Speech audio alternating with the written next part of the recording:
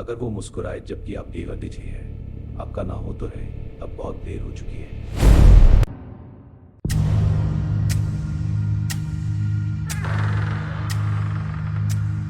रवि और दिनेश अपने एक पुराने दोस्त के खानदानी घर एक दिन के लिए रहने गए थे, जो कि 1990 के बाद से ही बंद पड़ा था और घर शहर से दूर एक सुनसान पहाड़ी पर था। उनके दोस्त ने पहले ही मना किया था कि बाकी पूरे घर में कहीं भी रहना, पर ऊपर की मंजिल का वो आखिरी कमरा कभी मत खोलना। लेकिन डर से ज्यादा जिज्ञासा इंसान को हमेशा ले डुबाती है। रात के तकरीबन 3 बज रहे थे जब रवि की आंख बाहर से आती एक आवाज से खुली।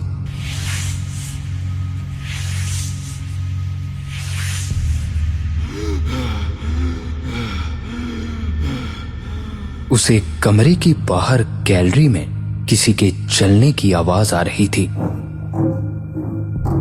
ये आवाज सुनकर ऐसा लग रहा था मानो कोई अपने आप को जमीन पर घसीटने की कोशिश कर रहा हो कि तभी रवि फुसफुसाते हुए दिनेश को उठाने की कोशिश करने लगा। दिनेश, उठ भाई, बाहर कोई है। और ये सुनते ही दिनेश का नींद में ही करवट बदलते हुए कहना था, अरे कोई नहीं होगा, पुराना घर है ना, चूहे होंगे। अभी दिनेश की ये बात खत्म हो पाती कि तभी ऊपर वाले उस कमरे से एक जोर की चीख उन दोनों को साफ साफ सुनाई दी। ये चीख की आवाज ऐसी थी मानो जैसे किसी ने किसी का गला दबा रखा हो। ये सुनते ही रवि और दिनेश एक दूसरे की तरफ देखने लगे और टॉर्च लेकर ऊपर की तरफ भागे। और ऊपर पहुंचते ही उन दोनों ने देखा तो वो दरवाजा जो हमेशा बंद रहता था आज हल्का सा खुला था। अंदर से एक अजीब सी ठंडी महक आ रही थी, जैसे कोई बहुत पुरानी लाश कई दिनों से सड़ रही हो। दोनों डरते हुए अंदर की तरफ घुसे तो कमरा बिल्कुल खाली था। सिर्फ एक ही चीज थी वहां, एक इंसान के कद जितना बड़ा पुराना आईना, और आईने पर एक काला कपड़ा ढका हुआ था। उसी तरफ देखते हुए दिनेश का कहना था, अरे भाई, यहां तो कोई नहीं है, चल वापस चलते हैं। ये कहकर अभी वो दोनों पीछे मुड़ पाते कि तभी एक हवा का झोंका आया और आईने पर से वो काला कपड़ा अपने आप गिर गया। रवि ने अपनी टॉर्च आईने पर मारी तो आईने में दिनेश और रवि दोनों दिख रहे थे, लेकिन एक बड़ी अजीब बात थी। आईने में दिनेश की पीठ रवि की तरफ थी, जबकि असलियत में दिनेश रवि के बिल्कुल सामने खड़ा था। कि तभी कांपती हुई आवाज में रवि का कहना था, दिनेश, हिलना मत भाई, आईने में देख। और दिनेश ने जैसे ही आईने में देखा तो उसका दम घुटने लगा, क्योंकि आईने में दिख रहा दिनेश धीरे धीरे मुड़ा और उसका चेहरा वही था, लेकिन उसकी मुस्कुराहट इंसानी नहीं थी। कि तभी उसने आईने के अंदर ही अपना हाथ निकाला और एक झटके में असली दिनेश का गला पकड़ लिया।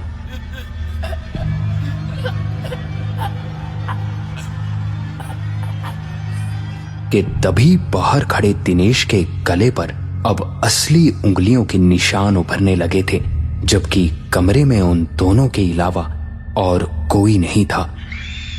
कमरे की ठंडक अब हड्डियों को तोड़ रही थी। रवि ने देखा कि दिनेश का चेहरा धीरे धीरे नीला पड़ रहा है। उसका दोस्त हवा में लटका हुआ तड़फ रहा था, लेकिन उसे पकड़ने वाला कोई इंसान नहीं, बल्कि आईने के अंदर वो काला साया था। रवि ने हिम्मत जुटाई और दिनेश को पीछे खींचने की कोशिश की, लेकिन जैसे ही उसने दिनेश का हाथ पकड़ा, उसे एक जोर का झटका लगा, मानो किसी ने रवि को उठाकर दूर फेंक दिया हो। जमीन पर पड़े पड़े हुए रवि ने देखा कि दिनेश की परछाई जमीन से अब गायब हो चुकी थी, और दूसरे ही पल जब रवि ने आईने की तरफ देखा तो दिनेश की परछाई अब आईने के अंदर दिखने लगी थी कि तभी रवि ने चिल्लाते हुए बोला, दिनेश, अपनी आंखें बंद कर, उसे मत देख। दिनेश ने तड़फते हुए अपनी आंखें बंद की, और जैसे ही उसकी आंखें बंद हुई, एक झटके में दिनेश आईने से निकलकर जमीन पर गिर पड़ा, और अब वो साया भी आईने के पीछे चला गया था। लेकिन आईने की सतह अब ठोस नहीं, बल्कि वो पानी की तरह हिल रही थी। दिनेश जल्दी से जमीन से उठा और उसका कांपते हुए कहना था, रवि, वो मैं था। वो आईने में मेरा ही चेहरा था, पर उसकी आंखें भूखी थी। ये सब देखकर वो दोनों इतना डर चुके थे कि दोनों कमरे से भागने के लिए दरवाजे की तरफ अभी मुड़े ही थे कि पीछे देखते ही उन दोनों को अपनी खुली आंखों पर भरोसा नहीं हो रहा था, क्योंकि जिस दरवाजे से वो दोनों अभी इस कमरे में आए थे, अब वहां कोई दरवाजा नहीं था। पूरा कमरा चारों तरफ से बंद हो चुका था। तभी कमरे के चारों कोने से उन्हें वही घसीटने वाली आवाज साफ साफ सुनाई देने लगी।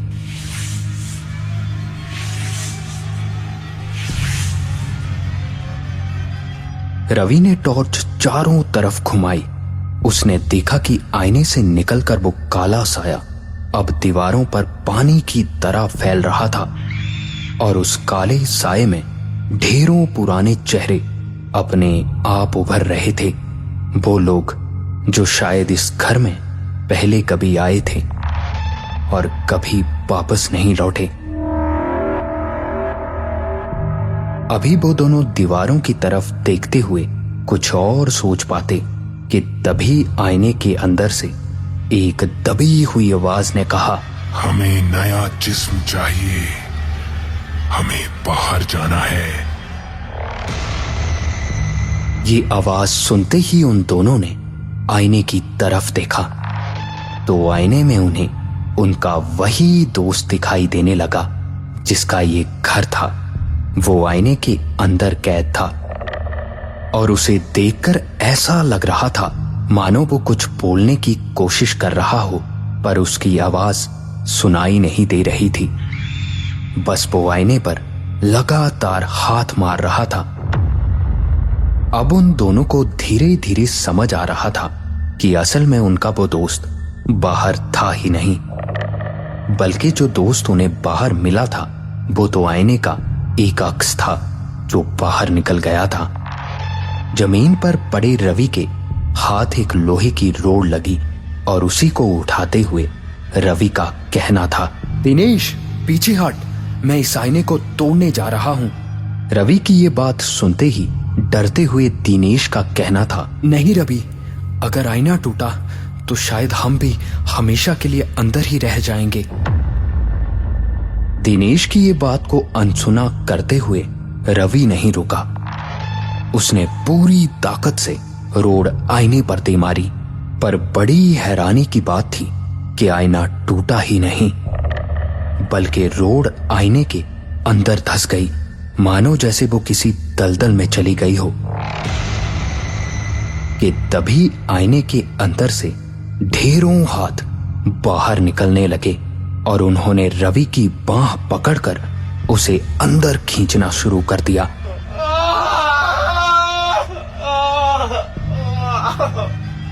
अब रवि का आधा शरीर उस आईने के दलदल में धंस चुका था। वो हाथ जो उसे अंदर खींच रहे थे वो सिर्फ ठंडे नहीं बल्कि बर्फ से भी ज्यादा सुन्न कर देने वाले थे। दिनेश ने रवि की टांगों को पकड़कर पूरी जान से पीछे खींचा, लेकिन आईने की पकड़ बहुत मजबूत थी कि तभी रवि का गले में घुटती हुई आवाज में कहना था, दिनेश छोड़ दे मुझे, अगर मैं अंदर गया तो तू भाग जाना। ये आईना, ये सिर्फ आईना नहीं है, ये एक भूखा साया है। कि तभी दिनेश का और ताकत लगाते हुए कहना था, नहीं भाई, मैं तुझे नहीं छोड़ूंगा। कि तभी दिनेश की नजर कमरे के कोने में पड़ी वही काली चादर पर गई जो आईने पर ढकी हुई थी। उसे याद आया कि उसके दोस्त ने कहा था कि उसे कभी मत हटाना।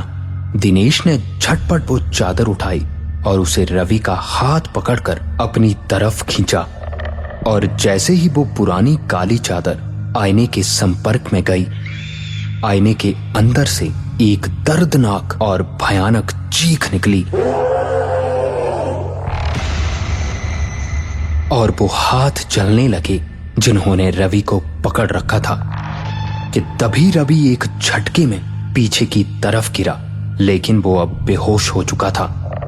दिनेश ने बिना वक्त गवाए वो चादर वापस आईने पर डाल दी, और जैसे ही आईना ढका, कमरे का माहौल एकदम से बदल गया।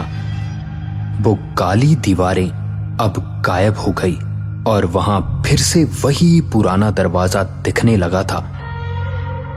दिनेश ने रवि को कंधे पर उठाया और नीचे की तरफ दौड़ लगा दी। वो घर से बाहर निकला और तब तक नहीं रुका जब तक कि उसे सड़क पर एक गाड़ी नहीं मिल गई। सुबह के 6 बज रहे थे। रवि को होश आया तो वो शहर के एक हॉस्पिटल में था। दिनेश उसके पास बैठा था। रवि का कांपती हुई आवाज में दिनेश की तरफ देखते हुए कहना था, हम बच गए दिनेश।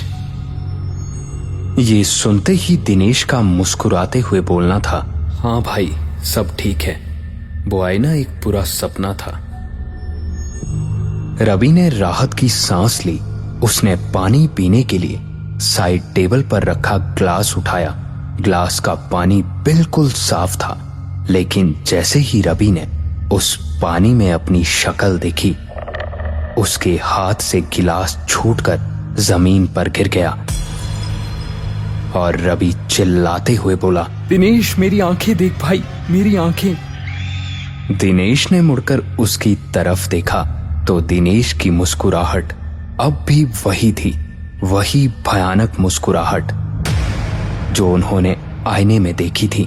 और दिनेश का एक अजीब सी भारी आवाज में रवि की तरफ देखते हुए कहना था, रवि, तू अभी भी वही पुरानी गलती कर रहा है। तू बाहर वाले दिनेश से बात कर रहा है, पर तू ये भूल गया। ये कहते हुए दिनेश ने अपना चेहरा रवि के बिल्कुल पास लाया और धीरे से उसके कान में बोला, जब तूने मुझे आईने के सामने से खींचा था, तूने असली दिनेश को नहीं बल्कि मुझे खींचा था। असली दिनेश तो अभी भी उस काली चादर के पीछे आईने के अंधेरे में अपनी बारी का इंतजार कर रहा है।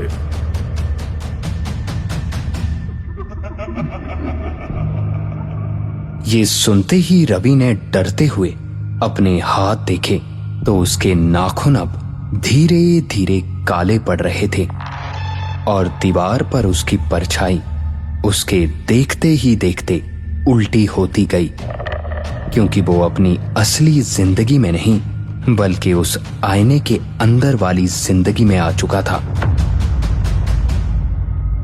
उस दिन के बाद दिनेश और रवि का कोई पता नहीं चल पाया, पर लोगों का बताना है कि आज भी उस घर में कभी कभी काले साए के अलावा 2 लड़कों की आवाजें भी सुनाई देती हैं, जो हमेशा एक ही आवाज बोलती हैं, कोई है? कोई सुन रहा है? हमें यहाँ से बाहर निकालो, हम आईने में फंस चुके हैं। पर आज तक जो भी इन आवाजों को सुनकर उस बंद कमरे की तरफ गया, वो कभी वापस नहीं आया।